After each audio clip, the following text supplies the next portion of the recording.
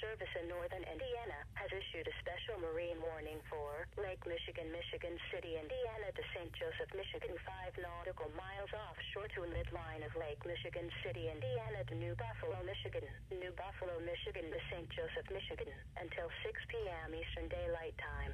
At 5:18 p.m. Eastern Daylight Time, a line of severe thunderstorms, located along a line extending from 18 nautical miles northwest of New Buffalo to near Michigan City, moving east at 40 knots. Hazard, wind gusts in excess of 50 knots. Source radar indicated. Impact, overturned and capsized boats. Severe thunderstorms will be near Michigan City around 5:30 p.m. Eastern Daylight Time.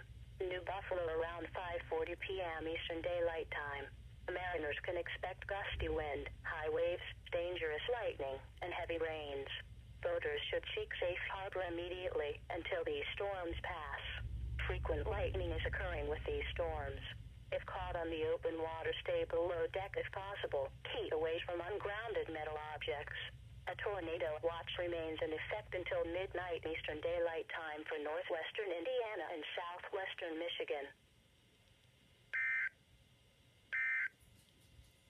Okay, kids.